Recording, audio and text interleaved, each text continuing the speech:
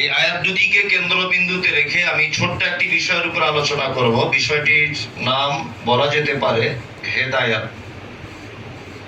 এই হেদায়াতের ব্যাপারে কিছু কথা বলবো, খুব অল্প সময়, আপনারা সব ব্যস্ত মানুষ। আর হেদায়াতের ব্যাপারে জানার প্রয়োজন কেন, সেটাকে আমাদেরকে জেনে নিতে হবে।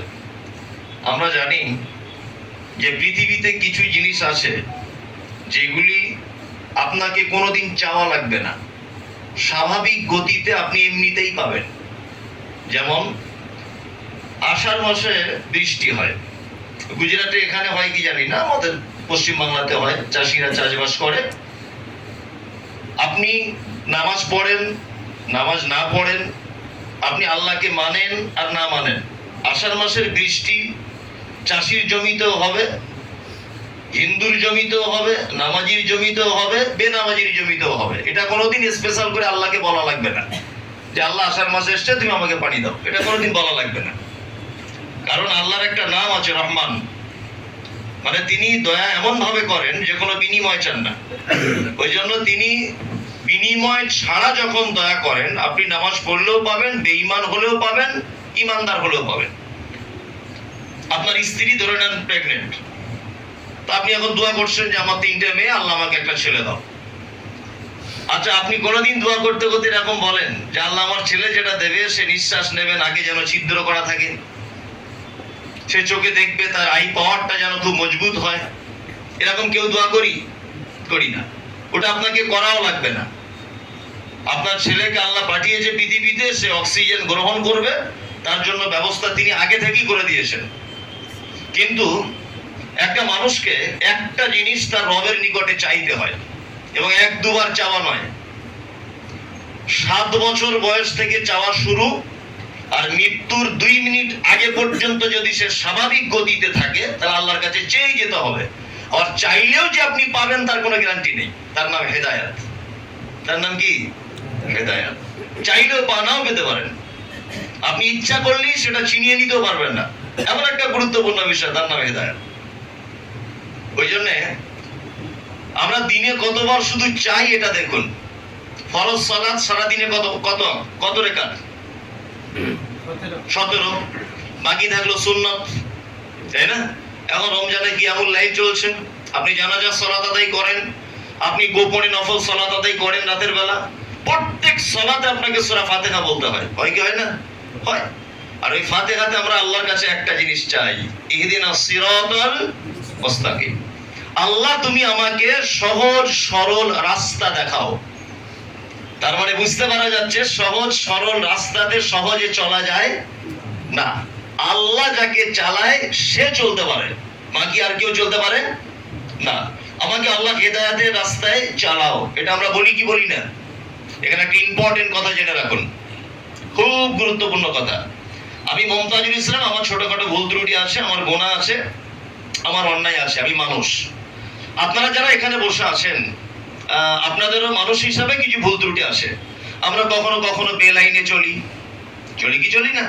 চলি। কখনো ভুল পথে চলি।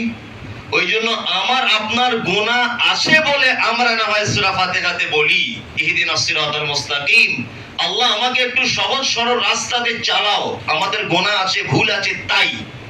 আচ্ছা, এবার বলুন, মুহাম্মদ সাল্লাল্লাহু আলাইহি ওয়াসাল্লাম তিনি সোজা পথে ছিলেন কি ছিলেন না? ছিলেন। তিনি হেদায়েতের রাস্তাতে ছিলেন কি ছিলেন না? ছিলেন। তিনি যখন নামাজ পড়তেন তখন এই সূরাটা তেলাওয়াত করতেন, ইহদিনাস সিরাতাল মুস্তাকিম। তার মানে তিনি পর্যন্ত বলতেন আল্লাহ আমাকে সহজ সরল রাস্তা দেখাও। তার মানে বুঝতে পারা যাচ্ছে একজন নবীরও পর্যন্ত ক্ষমতা নেই যে নিজে ইচ্ছাতে হেদায়েত পাওয়া। একটা নবীরও পর্যন্ত এটা পক্ষে সম্ভব নয় যে আমি সোজা রাস্তায় চলবো। সোজা রাস্তায় চলবো এটা কোনো মানুষের পক্ষে সম্ভব নয়। আল্লাহ সুবহানাহু ওয়া তাআলা যাকে চালাবেন সেই শুধু চলতে পারবে। ব্যাপারটা বুঝতে পারা গেল?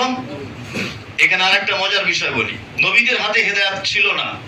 ছিল না। মুহাম্মদ সাল্লাল্লাহু আলাইহি ওয়াসাল্লামের চাচা আবু তালিব মারা যাচ্ছেন। আল্লাহ নবী সাল্লাল্লাহু আলাইহি ওয়াসাল্লামকে খুব ভালোবাসতেন, খুব মহব্বত করতেন। কিন্তু চাচা যখন মারা যাচ্ছে তখন আল্লাহ রাসূল গিয়ে বলছেন, ইয়া আম্মি কুলু লা ইলাহা ইল্লাল্লাহ, চাচা একবার শুধু আপনি লা ইলাহা ইল্লাল্লাহটা বলুন। চাচা তখন চিন্তা ভাবনা করে বলছে, আলা মিল্লাতে আব্দুল মুত্তালিব, আমি তোমার লা ইলাহা ইল্লাল্লাহ মানতে পারলাম না। আমি আব্দুল মুত্তালিব অর্থাৎ আমার বাপের ধর্মের উপরে আমি মৃত্যুবরণ করলাম। আল্লাহ নবী সাল্লাল্লাহু আলাইহি ওয়াসাল্লামের চাচা মারা গেলেন। আল্লাহ রাসূল এবার ভাবছেন যে চাচা তোমাকে বড় ভালোবাসতেন, কলেমা বললেন না, মারা গেলেন। তাহলে এখন আপাতত আমি তার ভাতিজা নবী, চাচার জন্য একটু ক্ষমা প্রার্থনা করি, যদি কিয়ামতের দিন আল্লাহ বাঁচায়। আল্লাহ নবী সাল্লাল্লাহু আলাইহি ওয়াসাল্লাম ক্ষমা প্রার্থনা করার সিদ্ধান্ত নিলেন। আল্লাহ কোরআনে আয়াত অবতীর্ণ করলেন, মা কানা লিন নাবিয়্যি ওয়াল্লাযীনা আমানু আন ইস্তাগফিরু লিল মুশরিকিন ওয়ালাউ কানু উলি কুরবা। আল্লাহ বলছেন নবীদের জন্য উচিত নয়, ঈমানদারদের জন্য উচিত নয়, আন ইস্তাগফিরু লিল মুশরিকিন, মুশরিকদের জন্য ক্ষমা প্রার্থনা করা। ওয়ালাউ কানু উলি কুরবা, যদি সেই মুশরিক তোমার নিকট আত্মীয় হয় তবুও তার জন্য ক্ষমা প্রার্থনা করা যাবে না। তার মানে বুঝতে পারা গেল, নবীদের হাতে যদি হেদায়াত থাকতো তাহলে বলুন তো দেখি, আল্লাহ নবী সাল্লাল্লাহু আলাইহি ওয়াসাল্লাম সর্বপ্রথম কাকে হেদায়াত করতেন? চাচাকে হেদায়াত করতে পেরেছিলেন? হেদায়াত কত গুরুত্বপূর্ণ জিনিস দেখুন। আমি আমার সঙ্গে গিয়েছিলেন, ওখানে শহীদুল ভাই বসে আছেন, আমাদের ট্রাভেলস থেকে উনি গিয়েছিলেন ওমরা করতে। যাই হোক, এখানে যারা হাজী সাহেব আছেন ভালো করে দেখবেন হেদায়াত কত গুরুত্ব। এই জায়গাটা কাবা, আর এই জায়গাটা আল্লাহর নবীর বাড়ি। এই জায়গাটা কাবা, এই জায়গাটা আল্লাহর নবীর বাড়ি। আচ্ছা, কারো জানা আছে মাঝখানে বাড়ি কার? কে বলতে পারবে? জানা আছে? শহীদুল ভাই মনে পড়ছে? মনে পড়ছে না, আমি বলে দিচ্ছি আবার। কাবা থেকে যদি ডাইরেক্ট সেই লোকের বাড়িতে ঢোকা হয় 30 সেকেন্ড টাইম লাগবে। আল্লাহর নবীর বাড়ি থেকে তার বাড়ি পৌঁছাতে 30 সেকেন্ড টাইম লাগবে। লোকটার নাম হচ্ছে আবু জাহেল। হ্যাঁ, নবীর পাশে বাড়ি, কাবার পাশে বাড়ি, হেদায়েত পেয়েছিল? পাইনি। আমরা অনেক সময় বলি যে হাজী সাহেবের ছেলে নামাজ পড়ে না। আরে ও নামাজ পড়বে না, কথাই ঠিক। আমরা অনেক সময় বলি এ মসজিদের পাশে বাড়ি, তবুও লোকটা নামাজ পড়ে না। মসজিদের পাশে বাড়ি, নামাজ পড়া তো দূরের কথা, কাবার পাশে বাড়ি, নবীর পড়োশি আবু জেহেল হেদায়েত পেল না। তারপরে মসজিদের পাশে বাড়ি বলেই যে লোকটা হেদায়েত পাবে তার কোনো গ্যারান্টি নাই। হাজী সাহেবের ছেলে বলি যে নামাজ পড়বেও, তার কোনো গ্যারান্টি নাই। নূহ আলাইহিস সালামের 4 বেটা, হাম, শাম, ইয়াফাজ, কেনান। কেনান হেদায়েত পেয়েছিল, নবীর বেটা হেদায়েত পায়নি। তার মানে আপনি হাজী সাহেব বলে আপনার বেটাকে আপনি কখনোই জোর করে নামাজ পড়াতে পারবেন না, অসম্ভব। জোর করে পড়াতে পারবেন না আপনি। আরো আশ্চর্যের কথা আপনি শুনে রেখে দেন, একই বিছানাতে এক বালিশে মাথা দিয়ে ঘুমাতো। হেদায়েত কত কঠিন জিনিস। এক বিছানাতে বালিশে মাথা দিয়ে ঘুমাতো। নাম মিস্টার ফেরাউন, স্ত্রী আসিয়া। হেদায়েত পেয়েছিল কে? আসিয়া। এক বিছানায় মাথা দিয়ে শোয়ার পরে হেদায়েত পেল না স্বামী ফেরাউন। আল্লাহ প্রসঙ্গে কোরআনে কথা বলেছেন, জানাবাল্লাহু মাসালাল লিল্লাযিনা আমানু ইমরাতা ফিরাউন ইয ক্বালাত রাব্বি বিনি লি ইনদাকা বাইতান ফিল জান্নাহ ওয়া নাজিনি মিন ফিরআউন ওয়া আমালি ওয়া নাজিনি মিনাল কওমিজ জালিমিন। ফেরাউনের স্ত্রীর শুধু হেদায়েতটাকে বা তার ঈমানটাকে আল্লাহ এত স্পেশাল মনে করেছেন, তাকে কোরআনে উদাহরণ পেশ করেছেন। ফেরাউনের স্ত্রী এক পর্যায়ে আল্লাহর প্রতি ভরসা করে বলছেন, রব্বি বিনি লি ইনদাকা বাইতান ফিল জান্নাহ। আল্লাহ তুমি আমার কঠিন পরিস্থিতি বুঝতে পারছো, আমি বেঈমান ফেরাউনের স্ত্রী, আমি তোমার কাছে কিছু চাই না। আল্লাহ, রব্বি বিনি লি ইনদাকা বাইতান ফিল জান্নাহ, তুমি আমার জন্য জান্নাতে একটা ছোট্ট তোমার পাশে ঘর তৈরি করে রেখে দিও। কি ঈমান! তার মানে বুঝতে পারা যাচ্ছে হিদায়াত এত গুরুত্বপূর্ণ জিনিস, এত গুরুত্বপূর্ণ যে একটা মেয়ে জান্নাতের সার্টিফিকেট পাচ্ছে, আল্লাহর পাশে জান্নাতে ঘর পাবার কাকুতি মিনতি করছে, আল্লাহ তার কথা কোরআনে নোট করছেন, তার স্বামী হেদায়েত পেল না।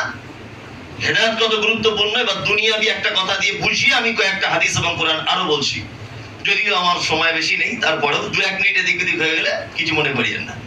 ঘটনা হচ্ছে, আমাদের ভারতবর্ষে একটা ডাক্তারের জন্ম হয়েছে, এখন যদিও দেশে নেই, দেশ থেকে তাকে বার করে দেওয়া হয়েছে। ডাক্তারটার নাম কি? জাকির নায়েক। আর বাংলাদেশের একটা ডাক্তার আছে, তার নাম ডাক্তার তসলিমা নাসরিন। এও ডাক্তার, কি ও ডাক্তার?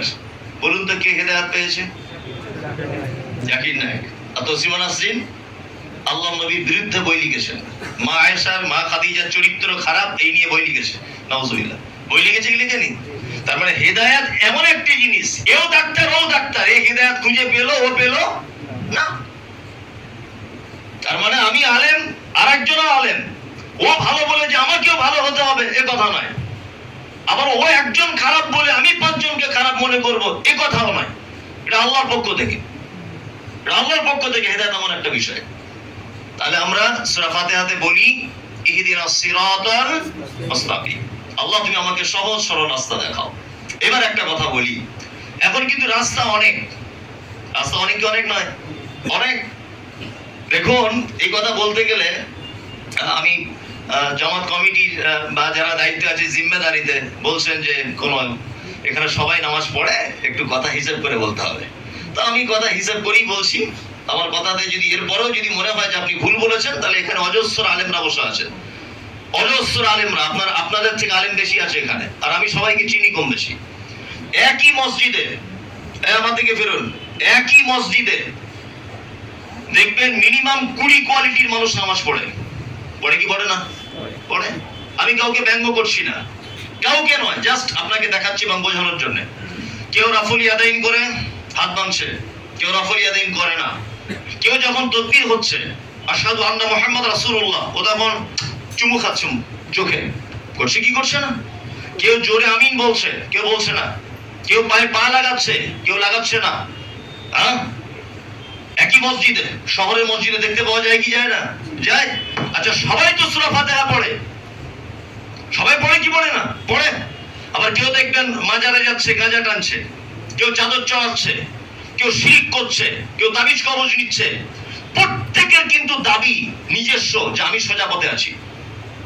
হানাফি মনে করেছে পৃথিবীর সব লোক যতক্ষণ হানাফি না হবে জান্নাত নাই। আমি আহলে হাদিস, আমি মনে করেছি সব লোক আহলে হাদিস না হলে জান্নাত পাবে না। ভালো করে বুঝবেন, যে অমুক মাজারের ভক্ত সে ভাবছে সব লোক এই মাজারের ভক্ত না হলে জান্নাত নাই।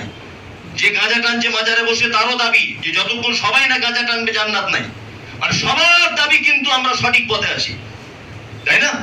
আচ্ছা, আদৌ কি তাই? সঠিক পথ সবটাই কি না? আচ্ছা, আহমেদাবাদ এয়ারপোর্টটা কোন দিকে? একজন আঙুল দিয়ে দেখান তো, আমার ঠিক মনে পড়ছে না। এইদিকে, এদিকে, তাই না? এইদিকে একটা রাস্তা গেছে, এদিকে একটা রাস্তা, এদিকে একটা রাস্তা, এদিকে একটা রাস্তা, এদিকেও একটা রাস্তা গেছে ধরে নেন। তো একটা লোক আহমেদাবাদ এয়ারপোর্টে যাবে, তা ও যদি এদিকে রাস্তাটা হাঁটে, আচ্ছা বলুন তো জীবনে এয়ারপোর্ট খুঁজে পাবে? পাবে? তার মানে 22টা রাস্তা থাকতে পারে, রোড একটাই গেছে এয়ারপোর্টে, সেই রোডটাকে যাচাই বাছাই করে হাঁটতে হবে, তবে এয়ারপোর্ট পৌঁছানো যাবে, তাই না?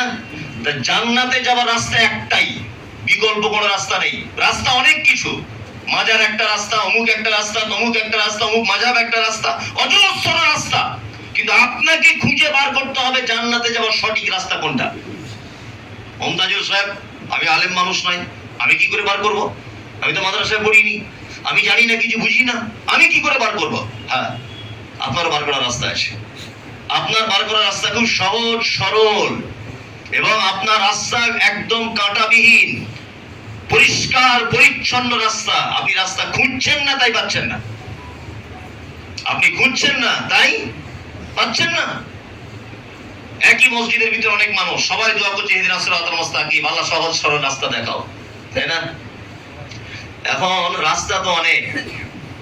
ভাই আপনি বলে দিয়ে যান, কলকাতা থেকে এসেছেন, কোন রাস্তায় চলবো এটা আমার বলা লাগবে না। আপনি নিজে আল্লাহর সাথে চুক্তি করেছেন কোন রাস্তায় চলবেন। এই চুক্তি সমস্ত মুসলমানরা ভঙ্গ করছে, প্রায় মুসলমানরা, সমস্ত বলাটা ভুল হলো, প্রায় মুসলমানরা ভঙ্গ করছে। কি? ইহদিনাস সিরাতাল মুস্তাকিম, আল্লাহ সহজ সরল রাস্তায় চালাও, এটা আপনি বললেন। রাস্তা তো অনেক দেখিয়ে দিলাম আপনাকে। তারপরে আবার আপনি বলেন সিরাতাল্লাযীনা আন'আমতা আলাইহিম, আল্লাহ তাদের পথে চালাও যাদেরকে তুমি অনুগ্রহ করেছো, যাদেরকে জান্নাত দিয়েছো, যাদেরকে তুমি পুরস্কার দিয়েছো, তাদের রাস্তা আমাদেরকে চালাও। এটা আপনি বলেন কি বলেন না?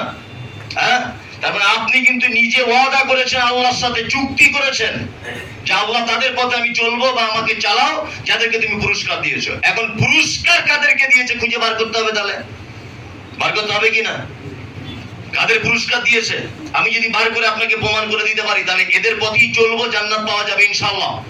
ইনশাআল্লাহ এদের ছাড়া কোনো পথে চললে জান্নাত যাওয়া যাবে না।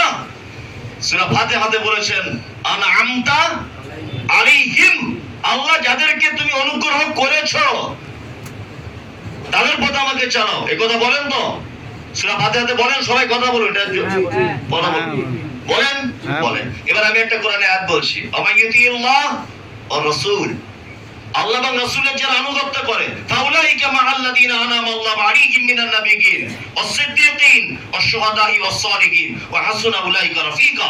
সূরা নিসা আয়াত নাম্বার 69। আল্লাহ তাআলা বলছেন, যারা আল্লাহ এবং তার রাসূলের আনুগত্য করে চলে, ফাউলাইকা মাআল্লাযিনা আনআমাল্লাহু আলাইহিম, তারা তাদের সাথে থাকবে। যারা আল্লাহ এবং তার রাসূলের আনুগত্য করবে ওরা এদের সাথে থাকবে। কাদের সাথে? আনআমাল্লাহু আলাইহিম। আনআমতা আলাইহিম ফাতিহাতে বলেছিলেন না, আর এখানে কি বলছে? আনআমাল্লাহু আলাইহিম। আল্লাহ বলছে যাদের এদেরকে পুরস্কার দেওয়া হয়েছে এদের সাথে থাকবে। কারা কারা পুরস্কার প্রাপ্ত? মিনান নবিয়্যিন, এক নবীগণ, মনে রাখবেন এই জায়গাটা খুব গুরুত্বপূর্ণ কথা। নবীগণ, দুই সিদ্দিক সাহাবীগণ। আমরা হয়তো মনে করি হযরত আবু বকর কি বলুন, আবু বকরের নামের পাশে কি বলি? সিদ্দিক। হযরত আবু বকর শুধু সিদ্দিক তা নয়, সমস্ত সাহাবায়ে কেরামগণ সিদ্দিক ছিলেন, মহাসত্যবাদী। আল্লাহ রাসূল সাল্লাল্লাহু আলাইহি ওয়াসাল্লাম আবু বকরকে মিরাজের ঘটনাকে কেন্দ্র করে স্পেশাল ভাবে সিদ্দিক উপাধি দিয়েছিলেন, কিন্তু সমস্ত সাহাবীগণ কি ছিলেন? সিদ্দিক। হযরত আবু হুরায়রা সিদ্দিক, আব্দুর রহমান ইবনে আওফ সিদ্দিক, আবু যার সিদ্দিক। সমস্ত সাহাবী মহাসত্যবাদী ছিলেন। আমরা শুধু আবু বকরকে সিদ্দিক মনে করি আর বাকিগুলো সিদ্দিক মনে করব না, তা নয়। সমস্ত সাহাবীগণ কি মহাসত্যবাদী সিদ্দিক ছিলেন। তাহলে প্রথমে গেল নবীগণ, দুই সিদ্দিক সাহাবীগণ, তিন শুহাদা। এই যে যারা আল্লাহর রাস্তায় নিজের জীবনকে বিসর্জন দিয়েছে, যেমন ওই বদরের মাঠে যারা শহীদ হয়েছে 14 জন সাহাবী, উহুদে 70 জন সাহাবী, এই সমস্ত সাহাবীর অর্থাৎ আল্লাহর রাস্তায় যারা নিজের জীবনকে বিসর্জন দিয়েছে তাদের মতো করে চলতে হবে। ওয়াস-সালিহিন, আর সৎ কর্মশীলদের সঙ্গে থাকতে হবে। সৎ কর্মশীলদেরকে আল্লাহ অনুগ্রহ দান করেছেন, জান্নাত দান করেছেন। হাসুনা উলাইকা রাফিকা, আল্লাহ বলছে এরা আমার উত্তম বন্ধু। এরা কারা? উত্তম বন্ধু, তাই না? আল্লাহ তাআলা তাদের চারটে লোককে প্রাইজ দিয়েছেন, আর আমরা সূরা ফাতিহায় বলেছি সিরাতাল্লাযিনা আনআমতা আলাইহিম, আল্লাহ তাদের সাথে চলবো বা আমাকে চালাও যাদেরকে তুমি অনুগ্রহ দান করেছো। আল্লাহ অনুগ্রহ দান করেছে কজনকে? চারজনকে। এক নবীগণ, দুই সাহাবীগণ সিদ্দিক, তিন শুহাদা শহীদগণ, চার সালিহিনগণ, তাই না? এইবার আপনাকে একটা কথা বলি, আচ্ছা বলুন তো দেখি, এখানে কোন হুজুরের নাম আছে? আছে? কোন আল্লাহর ওলির নাম পাওয়া যাচ্ছে এখানে? যাচ্ছে? যাচ্ছে না। কোন পন্থীদের নাম আছে এখানে? নেই তো, নেই, একদম পরিষ্কার। আপনি কেন বলছেন আমি এই পন্থীর লোক? আপনি কেন বলছেন আমি অমুকের মুরিদ? আপনি কেন এই কথা বলতে গেলেন আমি অমুকের ভক্ত? এসব কথা বলার কোনো যুক্তি নেই। আপনি আসলে ইসলাম বোঝেন না, আপনি ইসলাম জানেনই না, আপনি ইসলাম বোঝেন না। আপনাকে জিজ্ঞাসা করছি আমি, ভাই আপনি কে? হ্যাঁ আমি হানাফি। আপনি কে? আমি দেওবন্দি। আপনি কে? না আমি সাহারানপুরি। তুমি কে? আমি আজমিরি। এ কেন? এ কেন? তুমি মূর্খ, পচা মূর্খ, তুমি কিছু বোঝো না ইসলাম। তুমি নিজে সূরা ফাতিহাতে বলেছো আল্লাহ তাদের সাথে চলবো, তাদের সাথে যাদেরকে প্রাইজ দিয়েছো তুমি। আমি আপনাকে প্রমাণ করলাম চারটে লোককে আল্লাহ প্রাইজ দিয়েছে। বলুন এই চারটে লোকের বাইরে যদি আপনি কাউকে অনুসরণ করে চলতে চান জান্নাত হবে বলে মনে হয়? হবে? হবে না? এবার একটা কথা আপনাকে বলি, আপনার চলার রাস্তা